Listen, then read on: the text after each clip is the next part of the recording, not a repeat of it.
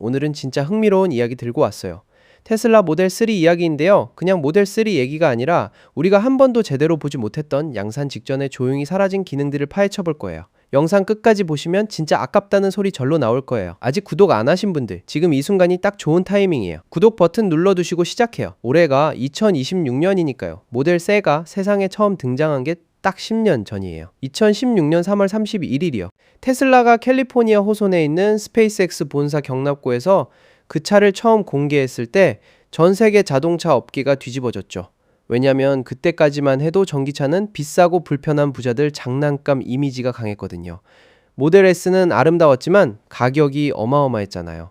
그런데 모델 3는 달랐어요. 테슬라가 이제 진짜 대중시장을 노린다고 선언하는 차였으니까요. 그런데 사람들이 예약 신청을 위해 테슬라 매장 앞에 밤새 줄을 섰던 거 기억하세요. 공개 당일에만 전 세계에서 18만 건 이상의 예약이 들어왔어요. 그 다음 날까지 합치면 23만 건이 넘었고요. 당시로선 전례 없는 수준이었어요. 자동차 업계 사람들이 이게 가능한 일이야? 하고 입을 벌렸을 정도죠. 그런데 그날 무대 위에 올라온 프로토타입 차량들 있잖아요. 그 차들이 실제로 우리가 받은 모델 3와는 꽤 달랐어요. 테슬라가 나중에 엔지니어링 현실과 원가 절감이라는 벽에 부딪히면서 조용히 포기한 것들이 있거든요. 하나씩 짚어볼게요. 첫 번째는 도어 핸들이에요. 2016년 공개 행사에서 모델 3 프로토타입에는 모델 S 스타일의 셀프 프레젠팅 도어 핸들이 달려 있었어요. 드라이버가 차에 가까이 다가가면 핸들이 스스로 쑥 튀어나오는 방식이요. 모델 S 오너라면 다들 아시죠? 그 살짝 팝아웃 되는 느낌이 굉장히 고급스럽고 미래적인 감성인데 모델 3에도 그게 달려 있었던 거예요.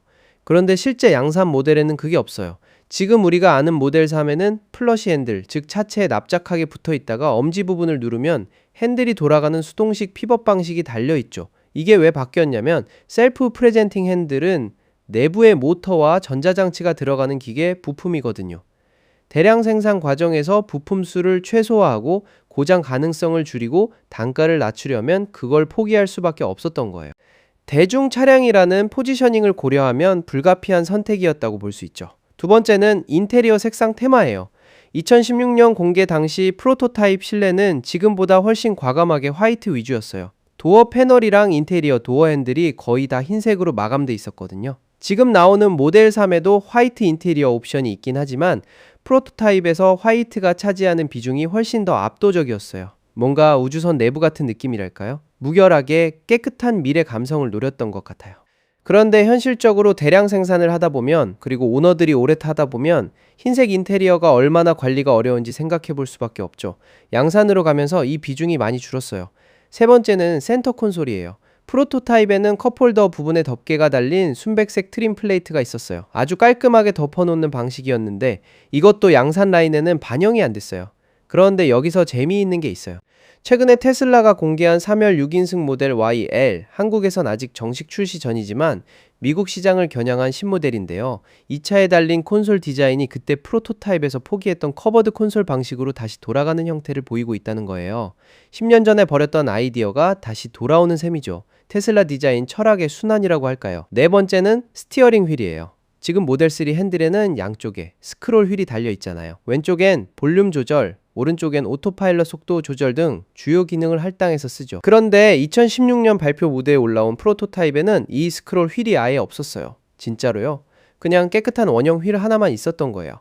가장 미니멀한 형태였죠. 이건 아마 발표용 쇼카 특성상 완전히 완성된 기능 구성을 반영하지 않았을 가능성이 높지만 어쨌든 우리가 실제로 받은 모델 3화는 시각적으로 다른 모습이었던 건 분명해요. 다섯 번째가 어쩌면 가장 흥미로울 수 있는데 바로 소프트웨어 UI예요. 2016년 프로토타입에 구동되던 디스플레이 인터페이스는 지금 우리가 보는 모델 3 화면과 구조 자체가 달랐어요. 지금은 화면 왼쪽에 차량 시각화 이미지가 항상 자리 잡고 있잖아요. 주변차 감지되면 거기에 표시되고 오토파일럿 켜면 도로 형태 나오고 그런 식으로요. 그런데 프로토타입 UI에는 이 차량 시각화가 아예 없었어요. 대신 화면 거의 전체를 지도가 차지하고 있었어요. 내비게이션 맵이 꽉 찬 구조였던 거죠. 그리고 현재 속도는 그 지도 위에 오버레이 방식으로 표시됐어요. 지도 화면 위에 숫자가 떠 있는 형태요. 미디어 플레이어는 화면 맨 오른쪽 끝에 세로형 뮤직 플레이어로 배치되어 있었고요. 그리고 전반적인 아이콘 스타일이 훨씬 크고 굵었는데 이게 당시 모델 S와 모델 X에서 쓰던 구형 UI 스타일과 비슷한 느낌이었어요. 오랜 테슬라 팬분들은 그 클래식 UI 기억하실 거예요. 그 무거운 느낌의 큼직한 아이콘들이요. 프로토타입 모델 3도 처음엔 그 DNA를 가지고 있었던 거예요. 실제 고객 인도가 시작될 즈음에는 UI가 완전히 갈아엎어졌어요. 왼쪽에 차량 시각화 패널이 들어오고 지도는 오른쪽으로 이동하고 속도계는 별도의 고정된 위치에 자리를 잡았죠. 우리가 지금 보는 레이아웃의 기초가 그때 만들어진 거예요. 그렇다면 이런 변화들이 왜 생겼을까요? 핵심은 하나예요. 테슬라가 모델 3로 처음으로 진짜 대중차에 도전했다는 거예요. 모델 S, 모델 X는 고급 세그먼트였어요. 거기선 복잡한 도어 핸들 메커니즘이나 온통 흰색인 인테리어도 정당화될 수 있었어요. 비싸니까요. 그런데 모델 3는 달랐어요. 앨런 머스크가 직접 프로덕션 헬이라고 표현했던 시기 2018년까지 주당 5,000대 생산이라는 목표를 맞추기 위해 테슬라 전 조직이 진짜로 극한까지 몰렸어요. 기가 팩토리에서 직원들이 차 안에서 자고 생산 라인에 텐트를 치고 조립하던 시기죠. 그 압박 속에서 부품 구성은 최대한 단순화될 수밖에 없었어요. 프로토타입의 아름다운 아이디어들이 하나씩 현실의 벽에 부딪히며 걸러진 거예요. 아이러브9 채널을 꾸준히 보셔온 분들은 아시겠지만 저는 테슬라 관련 소식을 꽤 자주 다뤄왔는데요. 모델 3는 그 중에서도 특히 애착이 가는 차예요. 단순히 잘 팔린 전기차가 아니라 자동차 역사에서 진짜로 흐름을 바꾼 차이거든요. 충돌 안전 기준을 새로 세우고 소프트웨어 업데이트로 차가 출고 후에도 계속 진화한다는 개념을 대중에게 심어준 차예요. 지금 레거시 완성차 업체들이 OTA 업데이트 어쩌고 하는 게 다 모델 3가 먼저 해버린 것들이에요. 그럼 앞으로 모델 3는 어디로 갈까요? 테슬라 현재 라인업을 보면 모델 S와 모델 X 주문이 공식 종료되면서 라인업 자체가 많이 달라졌어요. 엔지니어링 부사장 라르스 모라비가 최근에 트라이모터 모델 3 플레이드의 가능성을 흘렸어요. 플레이드라고 하면 모델 S에서 봤던 최고 출력 버전이잖아요. 그 성능이 모델 3에 담긴다면 어떨지 생각만 해도 재미있죠.